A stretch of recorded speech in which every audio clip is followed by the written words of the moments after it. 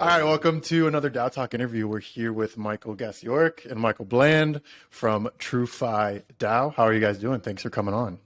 Great. Thanks so much for having us. Awesome. Yeah. So you want to give us, is Michael frozen? Is he frozen for you? I think I just froze. There he is. All right. Still here. I'm just fine. Cool. So, yeah. So hold on. It's recording locally. So if you are frozen, don't worry about it. We can still hear you. So it should be good. And since we're not screen sharing, it should be good. So, all right. So guys, either one of you can start, but give us a little bit of background of what is your background in crypto? How'd you get into crypto? And what are you passionate about? Michael, do you want to start first? Sure. My name is Michael Bland, Senior Corporate Counsel for Trust Token. Before we get into the weeds, just want to put it out there that, this is, I'm not your lawyer. None of this is legal advice. Discussing this in my personal capacity with my passion about DAOs and decentralization.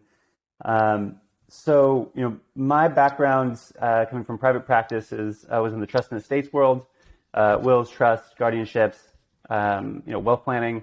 And I got invited to speak to two founders who wanted to start a estate planning startup, kind of like a LegalZoom or a Mint for estate planning, where you could do most of the work online, talk to an attorney if you needed one, and sort of move the estate planning industry forward on the technical side. So I came in as a consulting attorney, helping them build out the forms, all that fun stuff.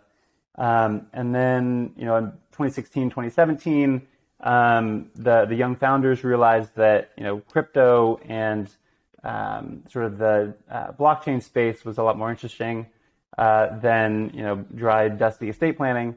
And so the entire company pivoted into digital assets, cryptocurrency, and using that knowledge that they had accumulated on, how trusts work, how sort of, intermediaries, whether they be escrow agents or trustees of a trust, work to really manage assets on behalf of others. They really applied that to sort of the first compliant stablecoin, which was TrueUSD. At the time, Tether was really the only stablecoin in the market. And we realized that having a third party, such as a bank or an escrow company, to manage the fiat rather than a centralized company like Tether and Bitfinex, would bring sort of more transparency, more trust to the stablecoin space. So, we left trust in the States, pivoted hard into digital assets, and from our stablecoin business, we then built out TrueFi, which is an unsecured lending platform. I'll take it from there, and we can tell you a bit more about TrueFi after. So I got my start in crypto something around 2016. A buddy and I, while I was working full time at a sort of events and media company, Startup Grind. That's still pretty high flying to this day. And it was my first job out of college. I had a failed startup behind me, where as soon as we put venture money in, it drove right into the ground. And so I was kind of licking my wounds a little bit, looking for my next thing. And a buddy and I were thinking about starting one of the early, I guess, everyone was basically building a crypto hedge fund of the day. And so we had built ourselves a little bot, and we thought we would, be high-flying hedge fund managers. And though it didn't go in that direction, that was when I got my first exposure to crypto. I bought a lot of Bitcoin, bought a little crypto there, and then didn't think about it for another year or two until about 2016, and in the kind of beginning of 2017, when I had kind of come up with the next thing for myself. And it would actually end up becoming, not all at once, a Web3 marketing agency. And during that time, it was sort of the ICO boom. I'm lucky to have worked largely on very good projects.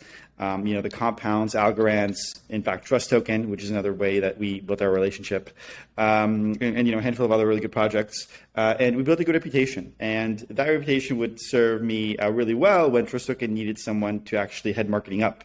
I came in to consult for a little while, and I'm old friends with the founders. And so we thought it'd be kind of this homey relationship to start and help them figure out some of their messaging and marketing. And 6 months of consulting turned into so you're working here now, right?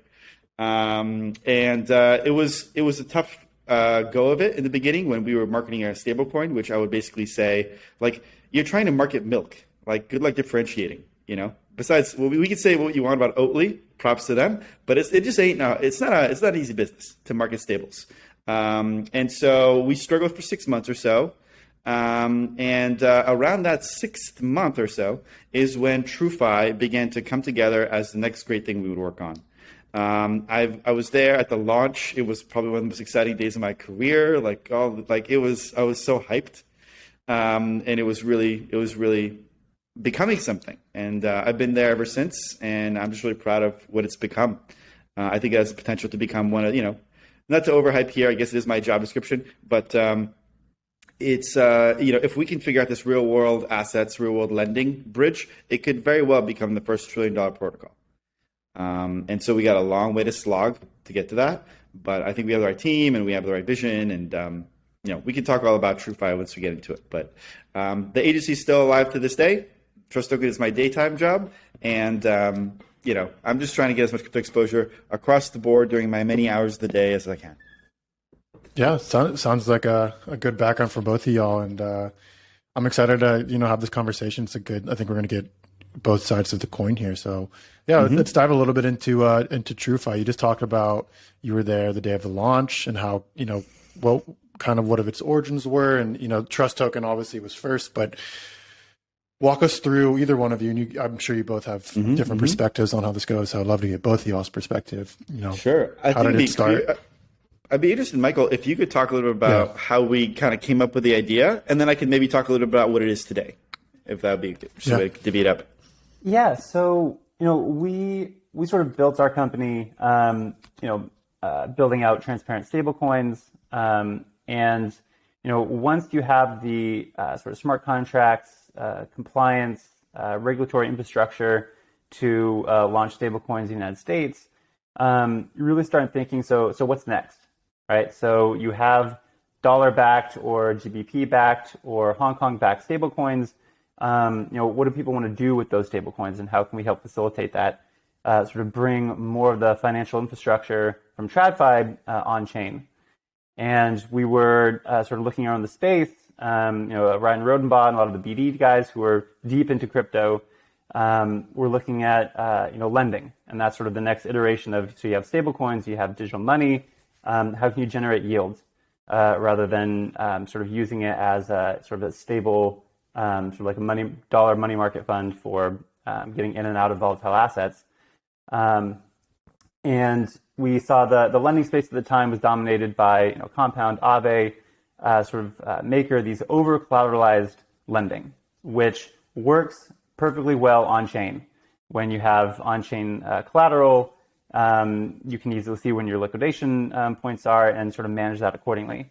But as a lot of people noted, it's not a very efficient use of capital, right? You have to put up 100, 120, 150% of some digital asset in return for a very short-term loan. And so we were wondering, how can we make a uncollateralized or under-collateralized protocol work using decentralized finance and the blockchain? We realized that going from fully collateralized to completely unsecured lending was probably going to take a long time.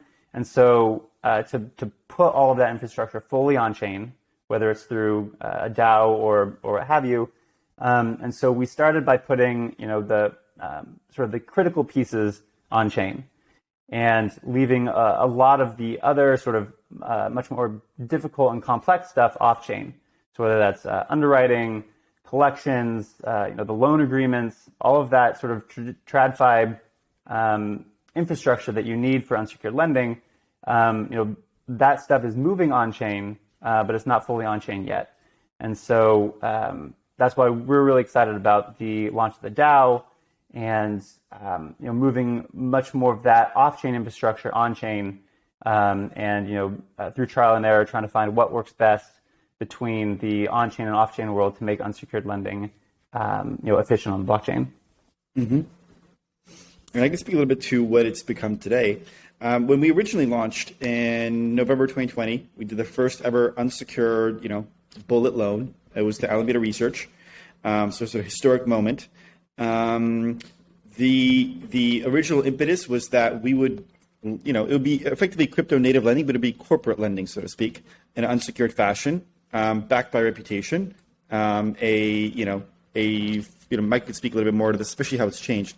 A enforceable lending agreement, and that if collections need to happen, that Trust Token would do it today, but then over time it would be a foundation acting on behalf of the holders and so on.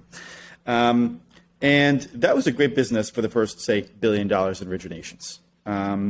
We hit that number real quick in the bull market. The demand for borrowing was immense because you could throw a rock and make money at the day. And then the lending interest was actually pretty high because there were some folks who were pretty sizable. I think our lender book is largely denominated in lenders, putting in $1 million and up on average. So it's a fairly institutional, fairly whale-sized lending book. But those folks want to have a reasonably safe, high-yield place to put your money. They wouldn't throw $1 million into the kinds of DeFi protocol where the APYs wouldn't fit on the screen. They wanted to lend it to the kind of like Alamedas and Nibios and Wintermutes of the world, and get their healthy 10, 12, 14%, maybe 16% after incentives. So again, great market during a bull run. Less of a great market in a bear market. And so we kind of like saw the writing on the wall, and we wanted to start moving a little bit more towards real world lending. We wanted to differentiate out and kind of like hedge our bets a little bit away from all things crypto, and recognizing that the real money is not per se in crypto. There's billions of dollars here, but billions of dollars is walk around money for some of these banks. And we decided to move towards, sort of this phrase that's still, it needs some work, but real world lending, real world assets, right? RWA, if you will. I think it, again, as a term, could use a little more fleshing out. But we found that we could help people run their funds on chain for, first of all, much lower fees and overhead. You could access global liquidity on day one. Not to mention, you could market your fund a little bit better than you could if you're running a traditional fund. You have immense transparency of how the money's getting allocated, what kind of returns you're getting, and so on. So the reporting risk of things being perhaps underreported, or performance being a little bit fudged a little bit, which we've seen the likes of, like, I'm not going to name names, but there was a lot of bankruptcies lately. I'll leave it at that. Some of that stuff is a little bit more solved in this model. But perhaps the most interesting thing is that these are opportunities that, as lenders, you would never see.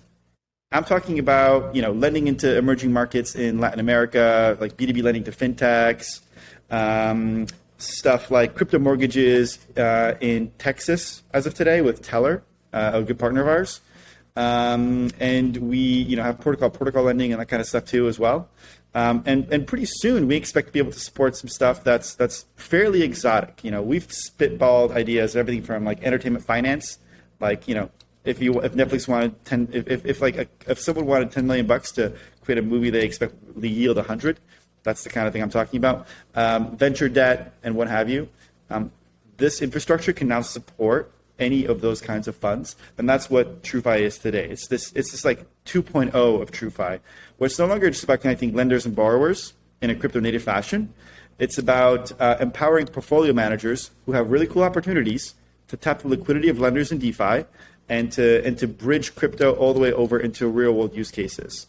And we're proud to say that today there's crypto money is literally helping build the fintech ecosystem of Latin America. Now, in the hugest fashion, we're not a venture fund or anything, but through Delta AI, one of our partners, money's literally going to Latin America. Money's literally going into Africa and Asia through Chorus, right? And that's what I want to see more of in crypto, and that's what we're very lucky to be able to kind of host on TrueFi today. And hopefully over time, you bring a few more traditional lenders like family offices. You bring on a few more traditional funds that want to bring a lending book on chain and get some of those blockchain benefits. It's easy to have that conversation with like a block tower or like a Galaxy, less so with in New York at the moment. So you walk down the street a little bit and you bump into a bunch of banks that we still have to sell a little bit more to. But that's the vision. That's the vision, to make it really, really obvious, really painless, handhold as much as possible to get these $1 trillion opportunities, on chain. So can you talk a little bit more about what does the actual workflow look like in regards to you have these real world assets and you have TrueFi? Like, how does it work if someone wants to invest or lend with not lend but or borrow with TrueFi? Sure. Well, what might be interesting is I can maybe speak a little bit to the lender side, but Michael, could you speak a little bit to the PM and borrower side? Yeah, of course. That'd be a good way to do it. Michael, if you want to take it away first. Yeah, we can start with the borrower side. So the way that it's operating currently, we have sort of our in-house credit and underwriting team, which is working on behalf of the DAO. And then we have our third-party portfolio managers that are bringing their own investment strategies on-chain. So depending on who you're talking about, the portfolio managers will have their own underwriting process, their own due diligence. They may contract with us to operate their compliance program because we do have a BSA AML compliance team in-house, so we can act as a vendor to those portfolio managers. But for the in-house side, we do have a credit and underwriting team working on behalf of the DAO, and they operate a very traditional underwriting process. So they work directly with these potential borrowers to see their current positions, their liquid assets, what their current credit portfolio might look like, and then make suggestions to true stakers over term, interest rate, amounts to lend, and then that goes up to a vote to the true stakers to make the ultimate decision whether they want to lend to this borrower or not. And sort of that process has been sort of fine-tuned since launch. Whereas at launch it was more reputation, who we already had relationships with, like Alameda, to a full TradFi underwriting process, which really helped with some of our borrowers recently. Mm-hmm. Mm-hmm. And on the lender side, when you land on TrueFi, so app.truefi.io or just truefi.io, today, you click to the app and boom, right there, you're going to see about 6 to 8 portfolios as of recording, so pools and portfolios, and you have basically 2 tracks you can go. Right? There's about 4 products that are behind all of this. Pools, portfolios, single borrower pools, and then what we'll call automated lines of credit. We don't need to get into all of that. But when you land on the site, you basically have these 2 tracks. Do you want to lend in a permissionless fashion to what today is a pool of capital that will be allocated to largely crypto native borrowers? And your borrowing activity will be a bit of a mix amongst those borrowers, right? So that's one option. You're going to go permissionless, crypto native, and you're going to accept that your funds are mixed with a number of borrowers, right? That for a lender is a few clicks. If anyone's used your Aave and compounds, it's a similar workflow. The only difference is that this is corporate debt, and the rates are going to be a fair bit higher. And proportionally speaking, you could argue the risk is a little higher too. There's a little bit of loss coverage on those pools, and on those pools only, in the form of SDK True, that might be slashed in case of a loss. And in those pools, it's basically going to be the Trust Token Foundation, and Michael can correct me if I'm wrong here, that will pursue defaults and try to recover some capital in case something hits the fan. We haven't had anything like that happen, and now we're about $1.7 billion in originations.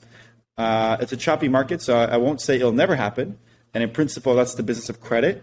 You have to be able to deal with defaults. That's actually, if we can do a sidebar on this later. But the thing that makes unsecured lending on chain or uncollateralized or credit on chain really hard is underwriting and collections.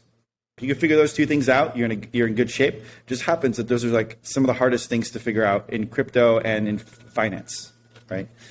For various reasons. Now, the other track you could take is rather different.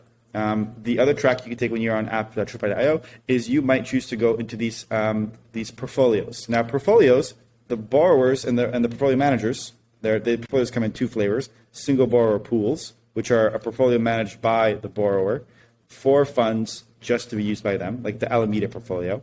Lower rates because you're lending to like the highest creditworthiness manager that you might find in crypto, but it's only going to be them borrowing, so you might feel a little safer. But like with the portfolios I'm about to mention, they set the terms of what they want from their lenders. And that might mean that certain lenders are necessarily excluded because of the regulatory environment that they want to operate in. So today, the Alameda pool and a few other portfolios are limited to non-US investors, right? And obviously, we don't take any sanctioned countries either. And in the future, through a partnership with Oasis Pro Markets, OPM for short, we expect to be able to support accredited US investors through, relying on their broker-dealer as part of their partnership. So that's going to become an ever-expanding component of these portfolios. But realistically, if you're going to try to put money into these portfolios, then those opportunities are a little bit closer to that TradFi market. You're like, now you got a foot in each pond, TradFi and DeFi. And if you can complete KYC, which right now is largely serviced through Trust Token, but you can bring your own KYC, that's no problem. That's fungible, right? Then you get approved as a non-US entity or lender, or maybe as an accredited lender in the US in the future, then you're good to go. You get to invest practically any sum up to the cap into that portfolio, and you can trust that portfolio is going to be allocated to the specified uses. So again, emerging markets or B2B fintechs, et cetera. And we expect like this permissioned DeFi, if you will, which I'm not the biggest fan of that phrasing. But realistically, that I think is what it takes to get TradFi comfortable with this industry right now. If there was a way around it, you can sure bet that we've explored it. And the pools for now are probably the best way we've encountered, where you can have the permissionless side or the permission side. And the really beautiful bridge that we're thinking about, we haven't gone all the way down to kind of, having a spec and all, but you can bet it's one of the biggest debates in the company and at the protocol level, is whether or not the pools, the permissionless pools, should allocate capital from their holdings into portfolios on the protocol. That'd be great for utility and so on, and it would be a really good way to seed certain portfolios. But it opens up a lot of interesting questions that Michael is much more attuned to than I am. But that will give you a good sense of the lender experience. It's all as simple as Aave, few clicks and you're in the portfolio, unless you're in a pool. Or if you're in a portfolio, the only interim step is just getting yourself verified, and then the portfolios are your oyster. You can kind of take your pick. Yeah, I think that's a really good overview for people who we don't want to get too much in the weeds because we do want to talk about kind of how the DAO is structured, but I think that's a great that's more than an intro into what TrueFi is and how it operates. Sure. A little bit before we kind of go into the structure of the DAO and how it operates, can you talk a little bit more about like under collateralized lending? You talk a little about like defaults and collections and underwriting as being a huge part of operating smoothly, and that's just how it operates in traditional credit. And I think TrueFi is the first, like under collateralized lending platform, right? To our knowledge, yeah, to your knowledge. So like, how have you all been able to operate? And like you said, like you haven't had any defaults yet, and it's a choppy market. That's not guaranteed in the future. But we talked a little bit before recording about the committee that helps with the underwriting process, and I think this will be a good segue into how the DAO operates. Like, how is that working, and what could you share around that? Yeah, so to date, a lot of the credit underwriting, the lending agreements that the lenders and borrowers enter into, and if a default does happen, sort of the collections process, working with the borrower and whatever jurisdiction they're in to figure out what the best process forward is. Most of that has happened sort of internally with the core team here at Trust Token, and now that the DAO is launched, we are forming up various committees that will be, solely taking over some of those items, whether it be our DAC, or our allocation committee, our DAO allocation committee, that will work on sort of allocating capital rather than that happening internally. And anyone can get involved with that by sort of joining the DAO, by staking True on the platform, verifying that stake True in Discord, and then selecting which committee they want to become part of and get involved. The underwriting portion, we are still working on sort of what's the best way to technically bring a lot of that functionality on chain, because a lot of the borrowers, they might be comfortable if they were going to a bank providing these details in a very sort of non-transparent fashion. None of the public gets to see what some of these large borrowers are providing when they're borrowing from traditional banks. And so we're trying to figure out what's the best way to still allow that function to happen, where borrowers are providing some of this material that is confidential, non-public information about their financial history, and then what their credit might look like, and then providing some of that information to the DAO to help the DAO make a better decision about that borrower. So we're in that process right now and in the weeds. And so as the DAO matures and the technology catches up to TradFi, that's the direction we're going. Whether it be through some form of zero knowledge proofs, maybe providing information to a third party that then verifies that yes, within these ranges that was provided without revealing the actual underlying documentation. That's sort of what we're thinking about right now, is bringing some of this sort of off-chain functionality on-chain. Mm-hmm. Yeah. So can you, either one of you, how is the process of launching the DAO? And I mean, it's been pretty recent. Has it gone smoothly? What have been some challenges?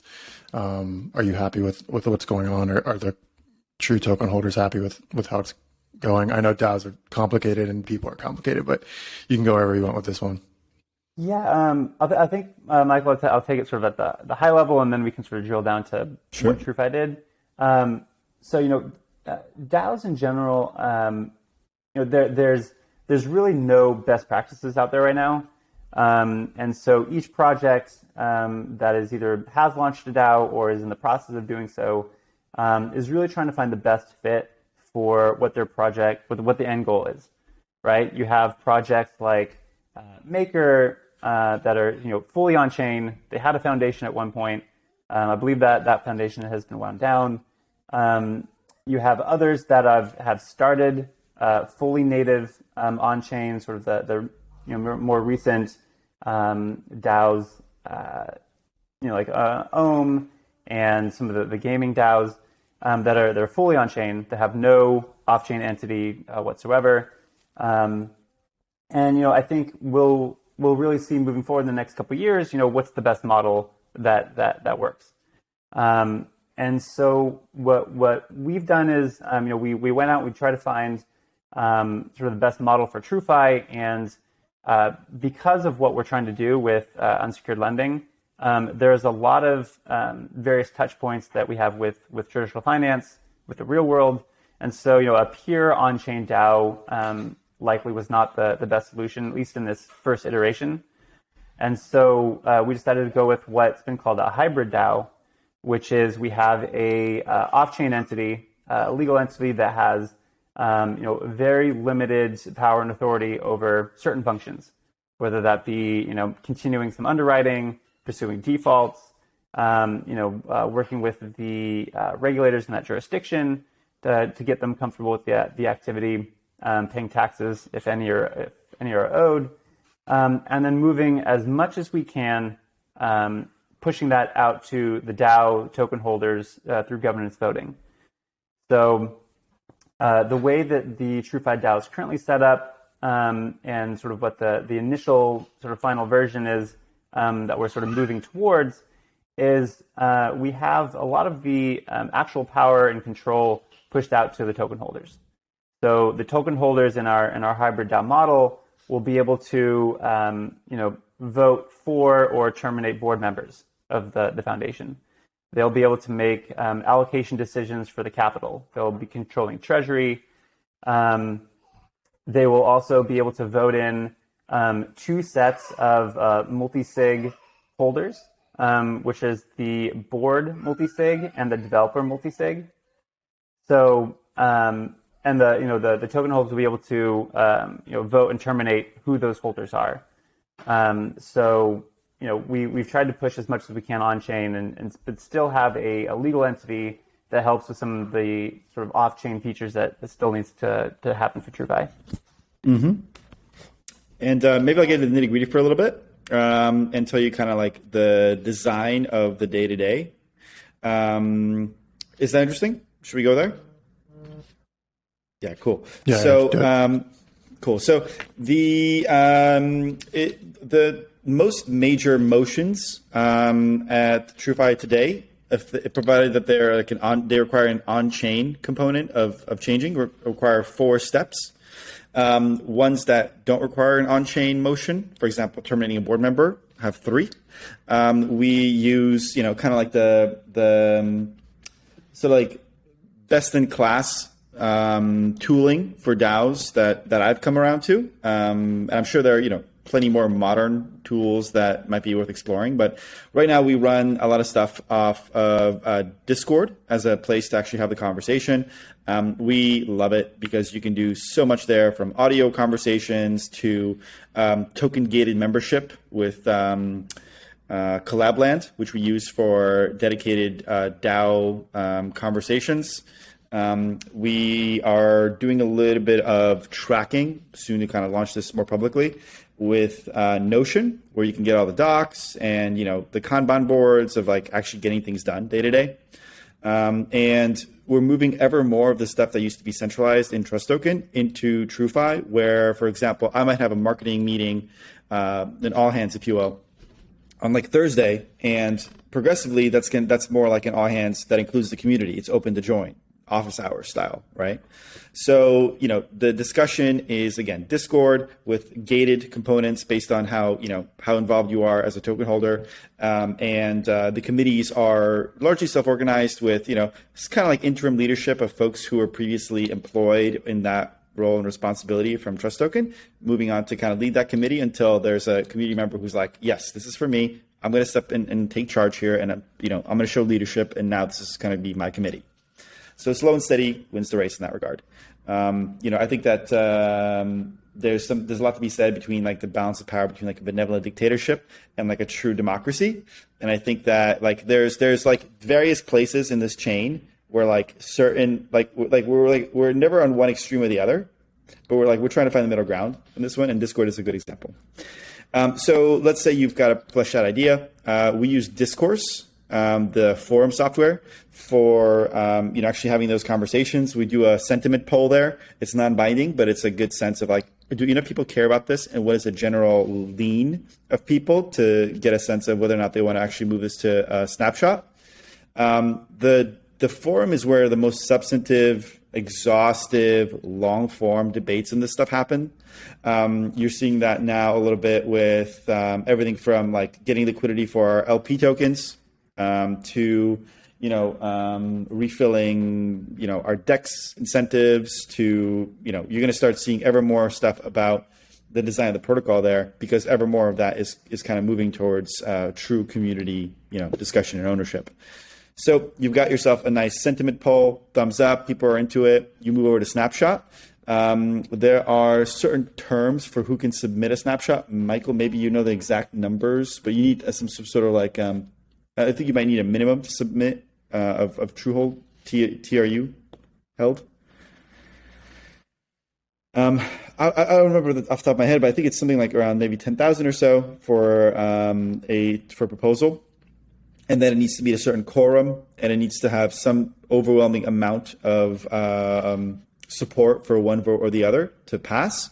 If it is a off-chain action, let's say, again, terminating a board member or putting in a new board member, or maybe rebranding something, what have you, something that really is not an on-chain component like a protocol upgrade, the snapshot is binding. And whatever needs to happen from the foundation side or from the DAO side, we'll do whatever it takes to make it happen.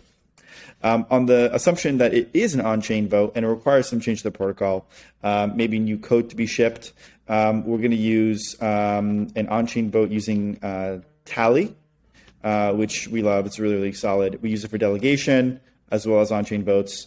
We like the ability to see, who the major holders are. We like that you can connect your Twitter to it and then, actually show people who you are so that you can earn delegates who kind of put their stake towards you. We're seeing pretty good usage of the delegation feature so far, which is great because ultimately, I think we all know here, as optimistic as we may want to be, that we have an educated voting populace. At the end of the day, this is a full-time job for some folks, and it's nice to be able to put your trust in someone whose views you somewhat agree with. That is, in principle, the sort of American model of politics too. It's a republic more so than a democracy, that's kind of the way that we lean. I think that largely speaking, the involvement is subject to power laws. Some people put in a lot of work, and then it's diminishing from there. So we see that sort of across DAOs, but I think that is still the case with us. It's still early days, so we've got something like 50 to 100 folks who are very, very active in the DAO, who have confirmed their stake, but we have thousands of folks who are holders. Almost 10,000 of folks who are holders if you count folks on centralized exchanges. So it's early days still. I think we have a lot to do in terms of getting participation in the DAO. We're planning with some NFT campaigns to incentivize adoption of, custodying your True on your own and getting it verified. And we're going to probably do more to kind of try to get that conversion into DAO membership and DAO involvement up. But this is an interesting conversation that I'd love to, either take offline or just have a powwow on. How do you get that initial transfer of responsibility and power and care, I suppose? So that folks kind of get their hands dirty and then see that, oh, wow, I had an influence on this protocol. That feels really good. I'm going to keep doing this. So that initial step is actually a really interesting one. And we're right in the middle of it. Yeah, we talk a lot about there's more DAO tooling companies than there are DAOs. And the issue is and then the core issue is like you said, you have thousands of holders, but only 50 to 100 who are actively, proposing and caring about what's happening in the protocol. So I think like you said, it's a conversation you can have offline, and I think it's a conversation that needs to take more front center stage. Is, hey, how do we get more people engaged, educated, and involved in DAOs, not just holders? And I think that goes back to I was talking about earlier today, just it is a problem that it has existed for as long as organizations have existed, right? Sure enough. It's and it's an extension of politics generally, right? You look at you pick your favorite country, and having an educated populace who's actively engaged in the matters of the state has always been the great challenge, from all the way to Greece and Rome to today. Yeah, and I think it's cool because a lot of the DAOs we talk to are usually digitally native. There aren't, like you said, for TrueFi, there's this real world entity, and you guys have kind of done the opposite approach where you're coming from the real world and moving into the digital world and kind of finding that synergy between both. So it's been really good. And I think people have a very new perspective on, it is possible to take something that is, in the traditional world and move it into the crypto world. And you're showing that both can live, synergistically. I think from both sides, there's a lot of tribalism, only crypto, only traditional finance. There's no combination of the two, but I think TrueFi is a really good example of how, both can live cohesively. And I think if both are combined in a way that makes sense, like you said, you go down the street and you're gonna have to do a little bit more selling on the banks because, those power structures are a little more ingrained. But I think it's really cool what you guys are doing, and I'm excited to see, how this grows down the line. So I guess kind of wrapping up, we'll move away from more of the technical side and more of the kind of fun hot take questions. For you, both of you, what is your favorite part about working in crypto, and then least favorite part about working in the crypto Web3 space? You can take this as positive or negative as you want to go. Michael? Yeah, I think think the favorite thing about sort of this job in particular and working in crypto in generally is really that, there are no rule books for how to do what you're trying to do, right? Regulations are still forming. People are still trying to understand like what's the difference between Bitcoin and Ethereum, and there's a lot of room for experimentation, trying a lot of things, seeing what works, iterating as fast as you can in this space. And for in a lot of sort of legal jobs, that's sort of the complete opposite, right? Very risk averse, very trying to go by sort of the black letter, and there is no black letter law for like what is decentralization, right? There's some jurisdictions that are trying to form their own definitions.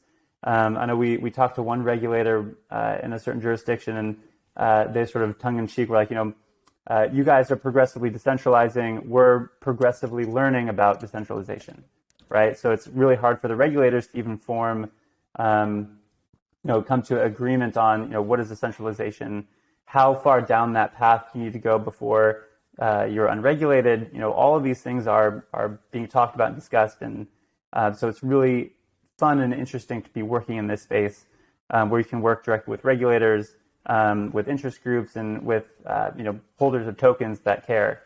I think it's a very very fun place to work in. Mm-hmm.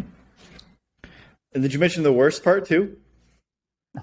The worst part, I think you touched on it. There's a lot of tribalism, a lot of negativity. I think the tourists in this space that come in during bull markets and then get wrecked and just rage on Twitter. I think there's a lot of negativity in this space that I think we could do without. But I think a majority of the people that are working day to day in this space are mostly positive. We're all rowing in the same direction. Mm-hmm. So I think there's a lot of upside and hope. Mm-hmm. Cool. And then I'll echo some of those statements here. I think the best part, I'll start with the worst, just to end on a positive note here. I think, kind of the worst part is that, this stuff is so complicated to not just understand, but appreciate, that the narrative that's kind of taken root in sort of the traditional media and, amongst banks, among concerned mothers and grandmothers, and on, is that this is a degenerate, gambling play with maybe the occasional illiquid JPEG thrown in for good measure. And, I think that we have such a long way to go. We're in the era of the equivalent is like back in the day when you wanted to start a startup, the first thing you had to worry about is buying your own server racks, right? We're in the infrastructure phase, and if it's not boring, then it's complicated, and if it's not either of those, it's usually expensive. There's a lot of stuff that makes for really high bars to entry for people to actually come to appreciate this, and so I think some of the narratives have gotten away from us. And that's a bit of a shame because, the line outside a Bored Ape event or, the activities of a certain, highly over leveraged lender in crypto are not really good indications of what this industry is. So I think we still have a lot of narratives and education to kind of build here. On the other hand, though, if you're like one of these curious people, if you're not young, but you're young at heart, at least you're willing to learn new tricks. I've found that pretty much anyone can get into the space and find a way to add value. A real irony is time I had spent playing video games, or one of my buddies, and I think a mutual friend of ours, Tommy, Nick, who ran a WoW guild. Suddenly, he has transferable skills from these things that we thought were time wasters, and it's this way across crypto. All the time I spent on Reddit. All the time I spent, if I use my French here, shit posting in my early youth, this is suddenly transferable skills. And not to, put too much over leverage on it. There's room for everybody in this space. The space needs a lot of help. And thankfully it's still rewarding enough that I think we're still getting good adoption of really great talent. So, I like to say the water's warm and it's great to jump in. And there's a lot of folks who help each other out. It feels like a tight community. And this from some of the DAO, retreats and stuff that you've been on. It feels like family. When you find the right people in this industry, like this was never the case in startups for me. This was never the case in media. There was always an arm's distance feeling. And in crypto, it feels like you can bring your whole self to work, if you will, and anyone can be useful. Yeah, I love it. Completely agree. So yeah, where can people get involved with TrueFi if they want to get involved, if they've listened to this and they're super interested? Where would you direct them for first contact? Yeah, sure. So I think TrueFi.io is probably the best hub. There you can find our Discord channel, and you can say hey to Michael and me. You can find us. You find our Twitter there, which is TrueFi DAO, TrueFiDAO. But that website TrueFi.io will also get you to our Litepaper. It'll get you to our blog, where we're actually doing our first NFT drop this week. Free mint, by the way. There is, that's where you can actually start using the app. And if you feel confident enough about some of these portfolios and you want to get that 12% on your BUSD or USDC, then, throw your hat over the fence, and not investment advice, but you can put in a small amount of money and learn along the way, and kind of play with the protocol a little bit. So, join the community, learn a little bit about us on the blog, and we have everything: audio, video, text. Like, there's so many ways to learn about what the heck we're doing. And then when you feel ready, you can put a little bit of money in and see what happens, and start kind of participating in governance soon thereafter. Yeah, I always say the best way to learn is to do. So, I mean, you can watch, listen, write, read, anything you want, but the best way to learn and to learn in crypto is to actually do it. Just be careful with what you do. Not financial advice, obviously.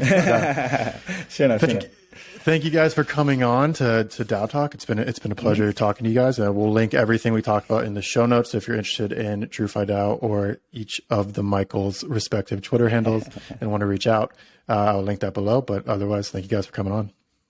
Appreciate it, Tommy. Thank you so much.